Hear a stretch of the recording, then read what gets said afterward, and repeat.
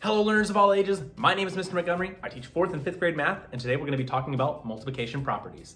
Now, earlier in the year we talked about addition properties, and you're going to be hearing a couple of the similar names, which will help you out in just a little bit. But the first property of multiplication is, surprise, the commutative property. Now, the commutative property of multiplication states that no matter the order of the numbers that you multiply, whether it's 3 times 6 or 6 times 3, they can be flipped to have the same product or an answer to a multiplication problem. So 3 times 6 is 18, which also means that even if I flip them around, my product is still going to be 6 times 3 is 18. The next property is the associative property of multiplication. It states that it does not matter where you put the parentheses in your problem, as long as you have the same set of numbers, you can move the parentheses however you see fit, so making sure that the product is the same. So in our example, we have 6, 2, and 2, or 6 times 2 times 2. At the very top, we have the parentheses around the 6 and the 2. Well, 6 times 2 is 12, and 12 times 2 is 24. And on the very bottom, we also have 6 times 2 times 2, but the parentheses are off to the side with the 2 times 2 part. Again, parentheses tell us that we're supposed to do that part first. So 2 times 2 is 4, and 6 times 4 is 24.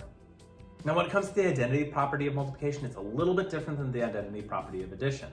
Identity property of addition stated that we had our picture of the magnifying glass, and the magnifying glass was supposed to help us with the addition property was 0. But multiplication is a little bit different. I said we use the magnifying glass for a specific reason when it comes to the identity, because when it comes to the addition part, that's the part that works with the 0. But when it comes to multiplication, that's the part that focuses on the handle, because the identity property of multiplication states that anything times 1 is going to be that number. So 1 times 6 is going to be 6, and 6 times 1 is going to be 6. No matter what you multiply by 1, it's always going to equal the same number that you either started with or the number that is not 1. And the 0 property of multiplication is probably the easiest one out of the bunch. 0 property of multiplication states that anything times 0 is always going to be 0. 0 times 9 is 0, and 9 times 0 is 0. Now, the distributive property is a little bit challenging, and we're going to be doing it 2 different ways. The distributive property says that we can take this first number in a problem that looks like this: 4 times, in parentheses, 2 plus 6. So they're trying to add what's in the parentheses. They're saying that we can distribute that 4 or share that 4 with both the 2 and the 6.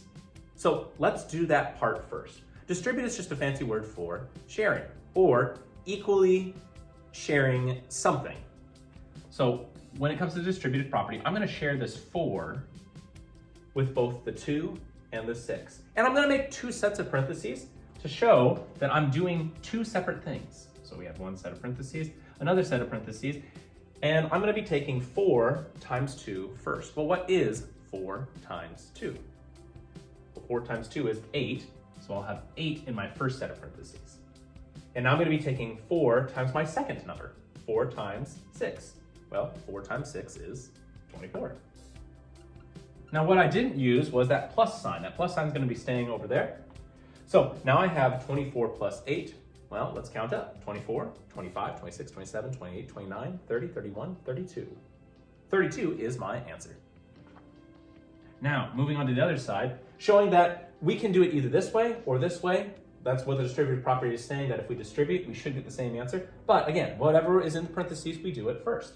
6 plus 2 is 8. I'm going to bring down what I have not used yet. That's 4 times 8. And 4 times 8 is 32. Now, you might be wondering, why would I ever use the distributive property over this? Well, if you have multiple problems that use the distributive property, it's a lot easier to distribute your first number in your multiplication problem to the other 2 problems that are in the parentheses that you're trying to add together. One reason that you might want to use the distributive property is if you have a tough, bigger number right behind a single digit smaller number. So I could use the distributive property to break 44 into pieces. So I could use it to write 4 times, in parentheses, well, 4 in the tens place has an equal value of 40. And 4 in the ones place has a value of 4. Did you see how I split up 44 into 40 and 4? Two pieces that if I add 40 plus 4 still equal 44. 4 times 44 is equal to 4 times 40 plus 4. Well, now I'm going to be doing the distributive property in order to find out what is 4 times 44. I'm going to be taking my 4 and I'm going to be distributing it to each of the numbers here. Well, I know that 4 times 40, let's see, 4 times 4 is 16. And if I have 1 0 in my problem, I'll have 1 0 in my answer. It's 160. Plus, 4 times 4 is, hey, we just did that, 16. So now I add 160 plus 16 to get an answer of 176. All right, my fourth grade friends, for our practice problems, we're gonna be on page 49, and we're gonna be doing practice problems 1, 2, and 3.